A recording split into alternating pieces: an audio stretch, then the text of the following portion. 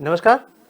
आप देख रहे हैं समाचार का सच और मैं हूं तपस्वी आचार्य। इस विशेष बुलेटिन में मैं आपको दिखाऊंगा दुनिया की सबसे बड़ी जो भी घटना है, दुनिया की सबसे बड़े न्यूज़ है, उसके ऊपर हम लोग थोड़ा बहुत नज़र करेंगे, उसके ऊपर हम लोग थोड़ी बहुत एनालिसिस करेंगे और आपको दिखाएंगे समाचार का सच।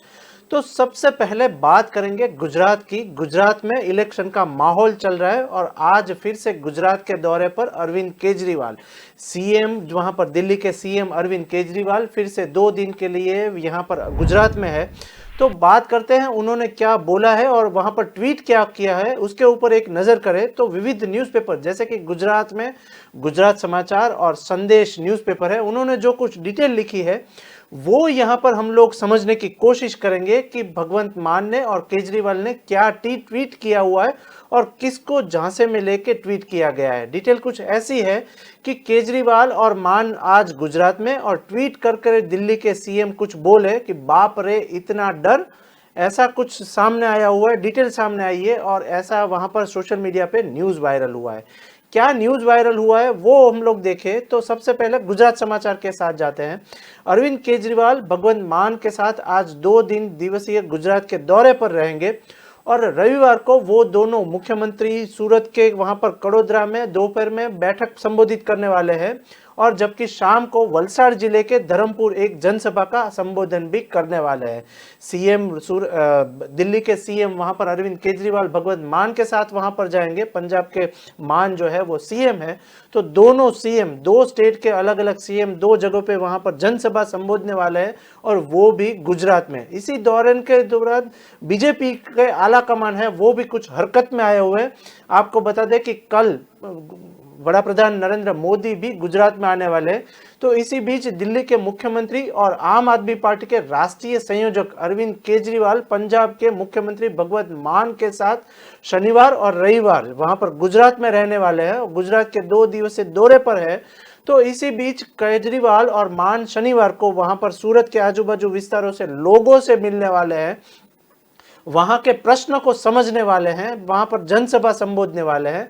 तो रविवार को दोनों मुख्यमंत्री वलसाड़ जिले के धर्मपुर, सूरत के पास और कड़ोदरा के बैठक में आयोजित संबोधन वहां पर करने वाले हैं। दोनों नेता सामाजिक कार्यकर्ताओं से भी मुलाकात करने की एक बातचीत सामने आई है और आगामी चुनावों की योजनाओं के संबंध में राज्य के नेताओं के साथ एक महत्वपूर्ण बैठक भी करने वाले हैं। तो 2 दिन रहेंगे गुजरात में भगवंत मान और साथ ही अरविंद केजरीवाल। दूसरा न्यूज़पेपर संदेश की तरफ देखें तो संदेश ने भी केजरीवाल के बारे में कुछ लिखा हुआ है, तो वो कुछ यहां पर समझे। तो केजरीवाल का एक ट्वीट सामने आया हुआ है जिसमें संदेश और वहां पर दिव्य भास्कर न्यूज़पेपर, गुजरात का एक न्यूज़पेपर दिव्य भास्कर है, उन्होंने कुछ लिखा हुआ है अरविंद केजरीवाल के बारे में। वहां पर लिखा है कि अरविंद केजरीवाल पिछले काफी समय से गुजरात के कई दौरे कर चुके हैं, इसी बीच कई जगहों पर जनसभा भी संबोधन कर चुके हैं। डिटेल कुछ ऐसी दिव्य भास्कर ने लिखी है कि पिछले दिनों ही उन्होंने दावा किया था कि आईबी की रिपोर्ट के आप गुजरात में सरकार बना रहे हैं। डिटेल कुछ ऐसी है कि आईबी की एक रिपोर्ट में ऐसा कुछ सामने आया हुआ है कि आप गुजरात में भी सरकार बना सकते हैं। डिटेल जो लिखी हुई है गुजरात समाचार संदेश ने वो मैं यहाँ पर पढ़ूं तो गुजरात दौरे से पहले उन्होंने गुरुवार को एक ट्वीट करके कहा था कि खबर है कि गुजरात के हर जिले में बीजेपी का एक केंद्रीय मंत्री या किसी मुख्यमंत्री की ड्यूटी लगा रही है और क्यों लगा रहे हैं इसके बाद वो बता रहे हैं कि वो लोग आपसे डर रहे हैं। तो उन्होंने एक ट्वीट किया हुआ है कि बाप रे इतना डर आपसे, मीन्स के आम आदमी पार्टी के लोगों से इतना डर, बीजेपी की सरकार जो है गुजरात में वो आम आदमी की सरकार से डर रही है, ऐसा ट्वीट करके उन लोगों ने जनता को बताया। और ये डर आम आदमी पार्टी का नहीं है, लेकिन ये डर गुजरात के लोगों का है जो बीजेपी से बहुत नाराज है, ऐसा उन लोगों ने लिखा। और अरविंद केजरीवाल ने ऐसा ट्वीट करके बताया कि गुजरात के जो लोग हैं वो बीजेपी से बहुत ही नाराज है और अब तेजी से वो लोग आप में, मीन्स के आम आदमी पार्टी की जो सरकार वहां पर दिल्ली की है उसके साथ वो दामन थाम रही है और उसके साथ जा रही है, ऐसा बीजेपी के आला कमान को उन्होंने ट्वीट करके बताया। दूसरी जो डिटेल सामने आई है वो हम लोग समझे तो बीजेपी का एक पलटवार भी सामने आया हुआ है। उसमें जो जय हिंद न्यूज़पेपर है उन्होंने कुछ डिटेल कुछ बीजेपी की पलटवार की न्यूज सामने दी है वो समझने जैसी है। और अब तक की गुजरात में जो इलेक्शन का माहौल चल रहा है तो सबसे बड़ी न्यूज मानी जाती है, क्योंकि आए दिन यहाँ पर बीजेपी के आला कमान, बीजेपी के बड़े नेता और साथ ही मुख्यमंत्री जो है वो भी सब जगह पे घूमते रहते हैं। तो इसी बीच जो अरविंद केजरीवाल के सामने कुछ बीजेपी ने एक पलटवार किया हुआ है वो मैं डिटेल यहाँ पर समझूं और वो आप लोगों को दिखाऊं। तो अरविंद केजरीवाल के नेतृत्व में दिल्ली में शिक्षा क्षेत्र में हुए कार्यों पर आप दर्शाती रही है और गुजरात में पिछले 27 साल से सत्ता पर बरकरार भाजपा के खिलाफ आप खुद को मुख्य चुनौतीकर्ता के रूप में पेश करने की एक कोशिश कर रही है गुजरात में। तो आरोप यह है कि आरोप और प्रत्यारोपण के इस दौर में बीच में गुजरात बीजेपी के अध्यक्ष CR पाटिल ने आम आदमी पार्टी के नेताओं पर लोगों को भ्रमित करने का एक सबसे बड़ा आरोप लगाया हुआ है। CR पाटिल ने वहां पर वो बोले कि आम आदमी पार्टी के लोग जो है वो गुजरात के जनता को वहां पर भ्रमित कर रही है और उनके ऊपर आरोप लगाते हुए बोला कि लोगों को परेशान कर रही है। डिटेल कुछ ऐसी आई है सामने कि इसी बीच उन्होंने राज्य के स्कूलों का दौरा करने के लिए आमंत्रित किया और राज्य सरकार के आमंत्रण को स्वीकार करते हुए आपने मींस के आम आदमी पार्टी ने भाजपा नेताओं को दिल्ली के स्कूलों का दौरा करने के लिए आमंत्रण करके पलटवार कर दिया। अब देखना यह रहेगा कि हर 8 दिन में 3-4 बड़े नेता दिल्ली से यहाँ पर गुजरात में आ रहे हैं, तो सभी नेता का फोकस जो है वो गुजरात दिखाई दे रहा है, क्योंकि गुजरात इलेक्शन का एपिसेंटर माना जाता है। अब देखना यह रहेगा कि गुजरात में बीजेपी की सरकार है, भूपेंद्र भाई पटेल की डबल इंजन की सरकार बोली जाती है, तो क्यों आम आदमी पार्टी से डर रही है बीजेपी की सरकार। तो ये नजर के ऊपर ये जो न्यूज आ रहे हैं उसके ऊपर हम लोग नजर कांस्टेंट बनाए रखेंगे। लेकिन अब बात करते हैं दूसरे न्यूज की तरफ। दूसरे जो न्यूज जो सबसे बड़ी हुई है 12 घंटे में, वो दूसरी न्यूज जो वायरल हुई है, सोशल मीडिया पे वायरल हुई है, वो है RSS मोहन भागवत का। डिटेल कुछ ऐसी सामने आई है कि वर्ण जाति व्यवस्था इतिहास की बात करें तो RSS प्रमुख बोले कि आगे बढ़ रहने की जरूरत है और RSS प्रमुख मोहन भागवत ने कहा कि समाज की बेहतर के लिए वर्ण और जाति व्यवस्था को भुला देना ही जरूरत है। कल वो एक सभा संबोधन कर रहे थे तो उसमें मोहन भागवत कुछ ऐसा बोले कि वर्ण और जाति व्यवस्था को भुला देना ही अब जरूरत है। क्यों ऐसा बोले तो विविध न्यूज़पेपर दैनिक जागरण ने कुछ डिटेल दी है, वो यहाँ पर हम लोग समझे। तो सबसे पहले दैनिक जागरण ने जो लिखा हुआ है वो मैं यहाँ पर पढ़ूंगा कि आज के समाज में इसकी प्रासंगिकता खत्म हो गई है। मोहन भागवत कुछ ऐसा बोले कि आज के समाज में इसकी प्रासंगिकता खत्म हो गई है और संघ प्रमुख मोहन भागवत ने जोर देकर कहा कि वर्ण और जाति व्यवस्था पुराने समय की बात हो चुकी है, अब इससे भुला देना चाहिए। वर्ण व्यवस्था और जाति की बात जो है अब पुरानी हो चुकी है, इसे भुला देना चाहिए। जो लोग समाज की बेहतरी के बारे में सोच रहे हैं उन्हें लोगों को बताना चाहिए कि वर्ण और जाति व्यवस्था इतिहास की बात हो गई है। मोहन भागवत ने कुछ ऐसा स्टेटमेंट दिया है और विविध न्यूज़पेपर ने भी ये पूरा का पूरा स्टेटमेंट जो है वो फ्रंट पेज के ऊपर लिया है। इसी बीच दैनिक जागरण ने एक डिटेल जो सामने रखी है वो यहाँ पर हम लोग समझे तो उन्होंने कुछ ऐसा बोले कि अगर आज कोई इस तरीके की बात करता है, मीन्स वर्ण व्यवस्था की बात करता है, तो उसे खुद आत्म परीक्षण करने की आवश्यकता रहती है। मोहन भागवत ने कुछ ऐसा बोले कि वो खुद आत्म परीक्षण करे। और इसी के साथ एक किताब के लॉन्च के दौरान वहां पर, वो किताब लॉन्च करने के दौरान वहां पर उन्होंने विचारों के साथ ऐसा कुछ वो स्टेटमेंट बोले कि ना धमकी से डरे ऐसा समाज होना चाहिए, धमकी ना देनी चाहिए और धमकी से डरना भी नहीं चाहिए, ऐसा उन लोगों ने एक स्टेटमेंट दिया और RSS के नेता भी वहीं पर मौजूद थे। इसी के बीच इससे पहले विजयादशमी के दिन जब संतोष यादव दशहरा की रैली में मुख्य अतिथि बनी थी, तो इसी बीच इस दिन भागवत ने कहा कि अल्पसंख्यकों के दिल में इस तरह का डर बैठ जा रहा है, कि डर बैठाया जा रहा है कि संघ उनके खतरे के लिए है। ऐसा नहीं है कि अल्पसंख्यक हमसे क्यों डर रहे हैं, वो सबसे बड़ा क्वेश्चन मार्क है, ऐसा मोहन भागवत का कहना था। और उन्होंने कहा कि हिंदू समाज की प्रकृति का तो ना धमकी देने की और ना ही धमकियों से डरने की एक बात आती है। इसी तरीके की व्यवस्था की एक जरूरत है कि हम लोगों को डरना नहीं चाहिए। मोहन भागवत कुछ ऐसा बोले कि हमें एक ऐसे समाज को बनाने की एक लिए आगे आना होगा कि जिसकी मूल प्रकृति समावेश की है, जिसकी मूल प्रकृति समावेश की है। और समाज के बारे में मोहन भागवत ने ऐसा बोले कि समाज में कभी कभी कुछ इस तरह की घटना होती है जिसकी वजह से अविश्वास का एक माहौल पैदा होता है, लेकिन इस समाज में प्रबुद्ध लोगों को इस तरह से विषय पर आगे आना चाहिए। तो उन्होंने आह्वान किया कि सभी प्रबुद्ध लोग जो है वो आरएसएस के साथ रहे, समाज में साथ रहे, बल्कि डरने से दूर रहे। लेकिन समाज के इस प्रबुद्ध लोगों को इस तरीके के विषय में आगे आना चाहिए। और दूसरा कुछ ऐसा वो बोले कि हमारा मकसद भारत को शीर्ष स्तर पर पहुंचाने का होना चाहिए, और साथ में वो लक्ष्य तभी संभव होगा सकेगा, सभी लक्ष्य संभव हो सकेगा जब हम सब एक दूसरे की इज्जत करना सीख जाएंगे। अल्पसंख्यकों को आरएसएस से डरने की जरूरत नहीं है, ऐसा वो बोलना चाह रहे थे। दूसरा वो कुछ ऐसा स्टेटमेंट दिया जिसमें टाइम्स नाउ ने एक स्टेटमेंट दिया हुआ है कि ना धमकी से डर, ऐसा समाज होना चाहिए। ऐसा फ्रंट पेज के ऊपर मोहन भागवत जी का फोटोग्राफ्स रखा और फ्रंट पेज के ऊपर ऐसा वहां पर डिटेल सामने दी कि ना धमकी और ना धमकी से डरे, ऐसा समाज होना चाहिए। इससे पहले विजयादशमी के दिन भी संतोष यादव को वहां पर दशहरे की रैली में उनको बोला गया था और बुलाया गया था, तो उन्होंने अल्पसंख्यकों के दिल से इस तरह का डर जो है वो बैठ गया है, वो दूर करने की बात की थी। और उन्हीं के साथ उन्होंने कहा कि हिंदू समाज की प्रकृति का ना तो धमकी देना एक वहां पर फितरत रही है और ना ही वो धमकी से डरेगा। डिटेल कुछ ऐसी वहां पर सामने आई। और साथ ही में हमें एक ऐसे समाज को बनाने के लिए आगे आना होगा जिसकी मूल प्रकृति समावेश की हो, ना ही विभाजन की हो, ऐसा मोहन भागवत ने ट्वीट करके भी बताया। और साथ ही साथ वो वहां पर संघ में समाज में भाषण दे रहे थे, उसी पर ये बीच आई। दूसरी जो डिटेल दी कि बता दे कि कांग्रेस ने आरोप लगाया था कि समाज को बांटने की दिशा में संघ काम कर रहा है, लेकिन वो सरासर गलत आरोप है, ऐसा भी मोहन भागवत का कहना था। और लोगों को एक दूसरे से लड़ने के बजाय साथ में अब रहने की जरूरत है, ऐसा भी उन्होंने संघ में बातचीत बताई।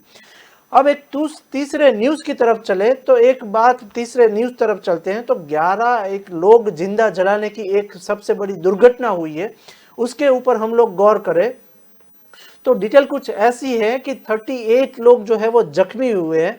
और बस का एक सबसे बड़ा एक्सीडेंट सामने आया हुआ है, वो हो रहा है मुंबई में। तो मुंबई की एक बात करें तो वहीं पर ज्यादातर लोगों ने खिड़की से कूदकर अपनी जान बचाई है, ऐसा एक सबसे बड़ा हादसा सामने आया हुआ है।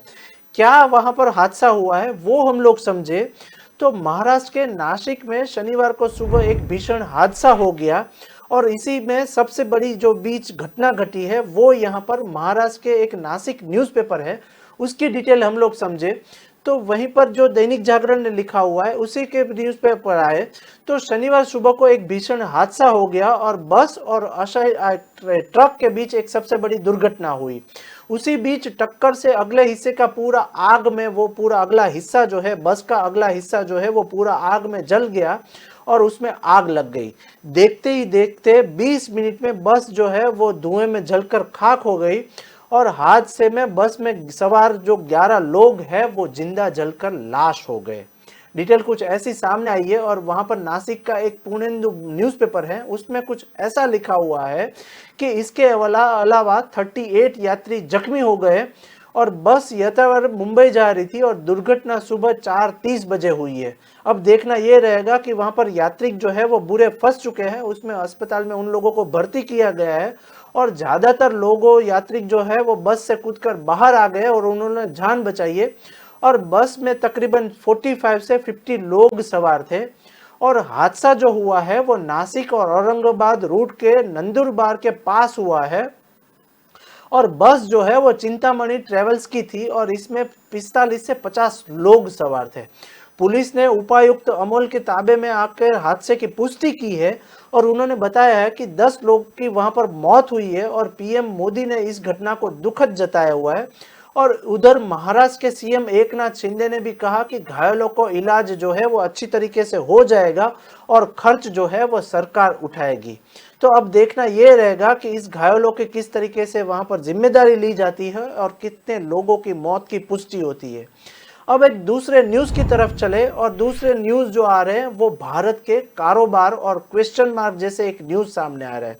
दैनिक भास्कर ने एक भारत के कारोबार को लेकर एक रिसर्च न्यूज दिया हुआ है और दुनिया में मंदी के डर में चपेट में दुनिया जो है वो, और सबसे पहले भारत मंदी के चपेट में आएगा, ऐसा एक क्वेश्चन मार्क करके दैनिक भास्कर ने एक रिसर्च वर्क दिया हुआ है। क्या है ये न्यूज वो हम लोग समझे, क्योंकि अब तक की सबसे टेंशन वाली बोली जाए, सबसे चिंताजनक न्यूज बताई जाए तो ये जो न्यूज है वो कुछ ऐसी लिखी है दैनिक भास्कर ने कि दुनिया में मंदी का डर, ऐसा उन लोगों ने एक क्वेश्चन मार्क दिया हुआ है और सबसे बड़ी न्यूज जो है ये वायरल हुई है। किस तरीके की न्यूज दी है वो दैनिक भास्कर ने, वो हम लोग यहाँ पर समझे तो वहां पर भारत के कारोबार को लेकर भारत में ग्रोथ रेट से उम्मीद जो है वो 93 में से अब 60% जो है वो भारतीय इंडस्ट्री जो है वो रिप्रेजेंटेटिव, ऐसा कुछ बोले। इकोनॉमी का अब से सब तक जो हाल जो है वो बेहतर होगा, लेकिन सबसे बड़ा क्वेश्चन मार्क भी उन्होंने दिखाया हुआ है। एक तरफ रूस और यूक्रेन का युद्ध चल रहा है और भारत जो है वो मंदी का माहौल में है अभी, और त्यौहार भी सामने आ रहे हैं, तो दूसरी तरफ बढ़ता इन्फ्लेशन। डिटेल कुछ ऐसी है कि पूरी दुनिया में आर्थिक हालत पर एक चिंता जताई जा रही है, मगर इस नाउम्मीदी के भारत में उम्मीद की थोड़ी बहुत जो है वो आसार नजर आ रहे हैं। और दूसरी तरफ कोरोना की चपेट में पूरा देश अभी भी जूझ रहा है, ऐसा उन लोगों ने एक स्टेटमेंट रिसर्च वर्क सामने दिया हुआ है दैनिक भास्कर ने। क्यों अभी भी कोरोना का काल जो है वो पूरा भारत से गया नहीं है और इसी बीच कोरोना की चपेट में पूरा देश अभी भी जूझ रहा है, ऐसा वहां पर न्यूज़पेपर ने लिखा हुआ है। तो कई बिजनेस ओनर को अपना बिजनेस फिर से सेट करने में तकलीफ हो रही है पूरे भारत में, ऐसा क्वेश्चन मार्क करके भारत ने वहां पर दैनिक भास्कर ने पूरा वहां पर रिसर्च वर्क दिया हुआ है। इसी बीच डॉलर और रुपये का असंतुलन का मामला भी उन लोगों ने रिसर्च करके क्वेश्चन मार्क में आया हुआ है कि वहां पर निर्मला सीतारमण जो है तो वो क्या कार्य कर रही है, लोगों की खरीद शक्ति कम हो रही है और पैसा स्टार्टअप वहां पर एंटरप्रेन्योर है, उनका ऐसा मानना है कि त्योहारों का माहौल चल रहा है लेकिन अभी भी खरीदार जो लोग हैं वो त्योहार का माहौल का में इस बीच खरीद नहीं कर रहे हैं और इस मौसम में भी लोग अभी भी वहां पर जमकर खरीदारी नहीं कर रहे हैं, क्योंकि ये सभी लोग जो है वो पैसे बचाने में जुटे हैं। और साथ में एक स्टेटमेंट ऐसा दैनिक भास्कर ने दिया हुआ है कि देश में कई लोग कोई नौकरी जो है वो अभी खतरे में है और नौकरी से हाथ धो बैठे हैं।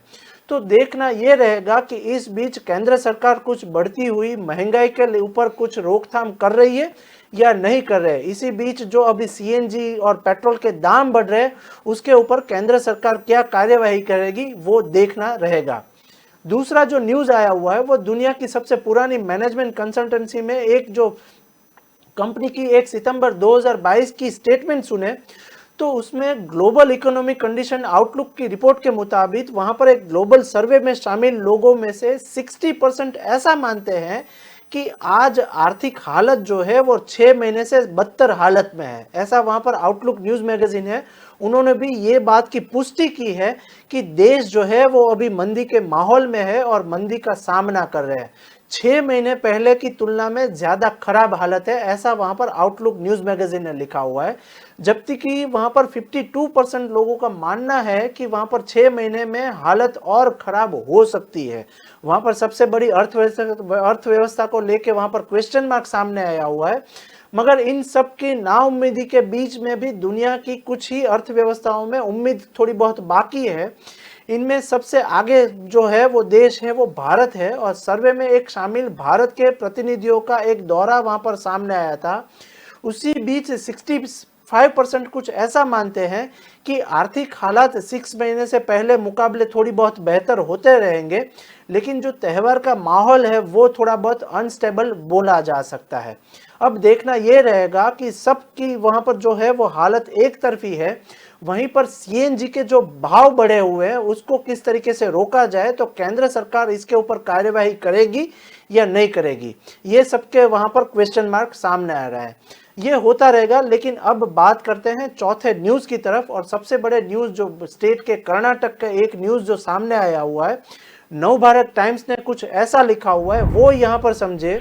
तो कर्नाटक में सियासी माहौल भी साथ में आ रहा है और उसी बीच कर्नाटक में एससी एसटी का कोटा बढ़ाएगी, इस तरीके का कुछ न्यूज सामने आया हुआ है।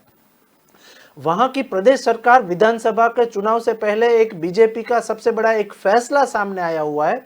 वो जो क्या फैसला लिया है वहां पर बीजेपी की कर्नाटक सरकार ने, वो यहाँ पर हम लोग समझे तो वहां पर भी इलेक्शन का अभी माहौल चल रहा है। तो इसी बीच बीजेपी की एक सबसे बड़ी वहां पर डिटेल सामने आई है, वो कुछ ऐसी है कि कर्नाटक सरकार ने यह एक फैसला, न्यायमूर्ति एच.एन. नागमोहन दास के आयोग की एक रिपोर्ट सामने आई है और वो रिपोर्ट के आधार पर एक फैसला लिया गया है। इस आयोग ने SC/ST आरक्षण 15% वहां पर बढ़ाकर 70% वहां पर करने की एक सिफारिश सामने की है।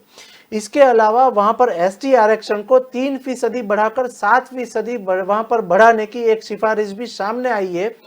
और इसी बीच बेंगलुरु और कर्नाटक में अगले साल होने वाले चुनाव को ध्यान में रखते हुए वहीं पर राज्य सरकार ने शुक्रवार को, यानी वहां पर कल को, संविधान को संशोधन की एक मांग भी सामने आई है। उसी बीच मांग के बाद अनुसूचित जाति और जनजाति मीन्स के SC/ST के लिए वहां पर 2% और 4% कोटा बढ़ाने का एक फैसला भी सामने आया हुआ है।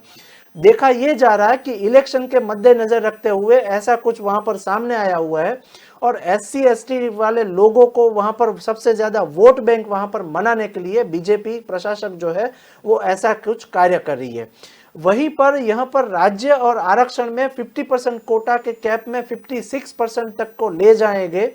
और इसी बीच सीएम जो है वहां पर बम्बैया ने वहां पर ऐसा कुछ बोला कि शनिवार को कैबिनेट की विशेष बैठक में ये औपचारिक फैसला लिया जाएगा।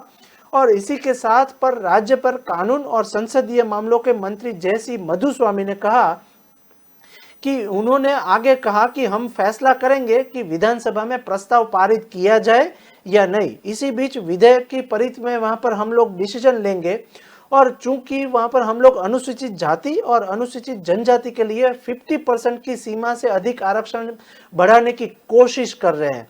इसी बीच अन्य पिछड़े समुदाय का क्या होगा उसके बारे में मौजूदा कोटा वहीं पर वहीं रहेगा, लेकिन जबकि यह कुछ हद तक सामने की श्रेणी स्थान में काम करेंगे। और दूसरा जो सामने स्टेटमेंट सामने आया हुआ है वहां पर नवभारत ने कुछ ऐसा लिखा हुआ है कि वर्तमान में कर्नाटक ओबीसी के लिए वहां पर 32% और SC/ST के लिए 15%, ST के लिए 3 कोटा जो है वो बढ़ाया जाएगा। अब देखना ये रहेगा कि बीजेपी के आला कमान जो है वो विधेयक में किस तरीके से पास होता है। अब दूसरे स्टेट की तरफ नजर करें तो सबसे बड़ा दिल्ली की एक सबसे बड़ी जो न्यूज वायरल हुई है वो मैं यहाँ पर बताना चाहूंगा। और वहां पर पंजाब केसरी ने एक दिल्ली की न्यूज सामने लिखी है, वो क्या लिखा हुआ है फ्रंट पेज के ऊपर वो मैं यहाँ पर पढ़ूं तो आबकारी नीति का एक सबसे बड़ा घोटाला सामने आ रहा है और पिछले 24 घंटे में दिल्ली की ये सबसे बड़ी न्यूज जो है वो मानी जाती है। सोशल मीडिया पे भी ये सबसे बड़ा न्यूज जो है वो वायरल हुआ है और वो है आबकारी नीति घोटाला, वहां पर वो भी दिल्ली का। दिल्ली में अभी आपकी अरविंद केजरीवाल की सरकार जो है वो काम कर रही है और इसी बीच वो ईडी के घेरावे में आ गई है। तो वहां पर पंजाब केसरी ने जो डिटेल लिखी है वो मैं यहाँ पर समझाऊं तो वहां पर ईडी की सबसे बड़ी कार्यवाही वहां पर चल रही है। इसी बीच दिल्ली में आरोपी के घर से 1 करोड़ रुपीस कैश वहां पर बरामद हुआ है और वो जो कैश बरामद हुई है वहां पर दिल्ली की आबकारी नीति घोटाले के मामले में ये 1 करोड़ की कैश जो है वो बरामद हुई है। और इसी बीच नीति घोटाले मामले में जो बड़ी कार्यवाही की गई है वहां पर केंद्रीय जांच एजेंसी मींस प्रवर्तमान निर्देशालय ईडी ने 1 करोड़ की नगद कैश जो है वो आज बरामद की है। तो वहां पर दिल्ली में सर्च ऑपरेशन के दौरान एक आरोपी के आवास पर 1 करोड़ रुपीस वहां पर नकद पाए गए हैं। इससे पहले ईडी ने नई दिल्ली आबकारी नीति से जुड़े हुए मनी लॉन्ड्रिंग के वहां पर एक कथित मामले में शुक्रवार को एक बार फिर से छापेमारी की थी और वहां पर जो टाइम्स नाउ न्यूज़पेपर है उन्होंने कुछ ऐसा लिखा है कि इसी के साथ बताया जाए कि ईडी ने दिल्ली, पंजाब और हैदराबाद में 35 स्थानों पर वहां पर छापेमारी की थी। इसी बीच उन्होंने बताया वहां पर जो नवभारत टाइम्स ने कुछ ऐसा लिखा है कि कुछ शराब वितरकों को कंपनियों और उनसे जुड़ी संस्थाओं की तलाशी भी अभी ली जा रही है। इससे पहले सितंबर में 2 लोगों को वहां पर गिरफ्तार भी किया गया है और वहां पर इसी मामले में पहले भी कई बार देश भर में वहां पर सीबीआई ने ईडी की छापेमारी की थी और मनीष सिसोदिया जो डेप्यूटी सीएम है दिल्ली के, वहां उनके घर पर भी छापेमारी अभी चालू है। तो इसी के बीच इसके बाद जो विजय नायर और समीर महेंद्र को ईडी ने गिरफ्तार किया हुआ है वो माना जाता है कि आपके वो अरविंद केजरीवाल के इशारे पर वो लोग काम कर रहे थे और इसी मामले में दिल्ली के उप मुख्यमंत्री मनीष सिसोदिया के घर पर और बैंक लॉकर की तलाशी भी ली जा रही है। क्या है ये डिटेल वो हम लोग समझे तो वहां पर दैनिक जागरण ने एक मनीष सिसोदिया का स्टेटमेंट जो है वो लास्ट पेज के ऊपर लिया है। क्या डिटेल है वो हम लोग समझे तो मनीष सिसोदिया पर लगे गंभीर आरोप के बाद दरअसल ईडी की एक एफआईआर के अनुसार वहां पर इंडो स्पिरिट के मालिक समीर महेंद्र ने और मनीष सिसोदिया के वहां पर सहयोगियों को 2 बार वहां पर करोड़ों रुपीस के भुगतान के लिए वहां पर गए थे। और इसी बीच सीबीआई की और एफआरआई में एक आरोप है कि मनीष सिसोदिया के एक सहयोगी अर्जुन पांडे ने वहां पर इंटरटेनमेंट के वहां पर इवेंट मैनेजमेंट खोली थी और इवेंट मैनेजमेंट कंपनी के पूर्व सीईओ विजय नायर की ओर से वहां पर समीर महेंद्र से करीब 2-4 करोड़ रुपीस जो है वो नकद कैश वहां पर देने की एक सिफारिश की थी। वहां पर ये जो कैश दी थी 2 करोड़ रुपीस वो किसको दिया था उसके सबूत जुटाने की कोशिश हो रही है। और वहीं पर बताया जा रहा है कि एजेंसी को जांच के दौरान दिल्ली के शराब घोटाले के लिंक जो है वो आंध्र प्रदेश से और पंजाब से भी जुड़े हुए हैं। डिटेल कुछ ऐसी वहां पर लिख रहे हैं टाइम्स नाउ कि इसके बाद ईडी लगातार कई ठिकाने पर छापेमारी कर रहे हैं और मनीष सिसोदिया को घेर कर वहां पर उससे सच उगलवाने की ट्राई कर रही है। अब देखना यह रहेगा कि मनीष सिसोदिया जो है वो इस घेरावे में आकर क्या कड़ी कार्यवाही करते हैं और उनके ऊपर लगाए गए आरोप के मामले में क्या बोलते हैं। इसके ये न्यूज के ऊपर भी हम लोग लगातार नजर रखेंगे। लेकिन एक दूसरे न्यूज की तरफ हम लोग चले तो वहां पर एक दिल्ली की ही सबसे बड़ी एक न्यूज सामने आई है। वहां पर एक आउटलुक न्यूज मैगजीन ने एक स्टेटमेंट दी है, दिवाली से पहले निकला आम आदमी का दिवाला, ऐसा कुछ स्टेटमेंट सामने आया हुआ है और वो भी आउटलुक न्यूज मैगजीन ने एक डिटेल सामने दी है। क्या वहां पर दिवाली से पहले निकाला वहां पर आम लोगों का दिवाला, तो क्यों ऐसा लिखा हुआ है वो हम लोग समझे। तो वहां पर आउटलुक न्यूज मैगजीन ने ऐसा लिखा हुआ है कि सीएनजी और पीएनजी के दाम बढ़ने से हुआ महंगाई का डबल ब्लास्ट, ऐसा उन लोगों ने एक स्टेटमेंट दिया हुआ है कि सीएनजी और पीएनजी के बढ़ते हुए महंगाई से डबल ब्लास्ट हुआ है। और वहां पर जो सीएनजी और पेट्रोल के लगातार भाव बढ़ रहे हैं तो उसमें सब लोगों की मार जो है वो बढ़ चुकी है और आम आदमी की सरकार वहां पर सबसे ज्यादा भाव ले रही है। और दिल्ली के एनसीआर में वहां पर जो न्यूज आया हुआ है वो रेट बढ़ने की वजह से आया हुआ है। अब देखना यह रहेगा कि सीएनजी के साथ पेट्रोल के भाव इतने बढ़ रहे हैं तो केंद्र में बैठी सरकार कुछ हलचल हो रहा है या नहीं। तो ये सब था स्टेट वाइज हमारा न्यूज़ पोर्टल और न्यूज़ पुट में जो भी सच दिखाया जाता है उसके ऊपर हम लोग गौर करते हैं और आपको दिखाते हैं समाचार का सच। अभी मुझे दीजिए रजा, नमस्कार। वंडर मसालों की रेंज है तैयार जिन्हें है आपके ट्विस्ट का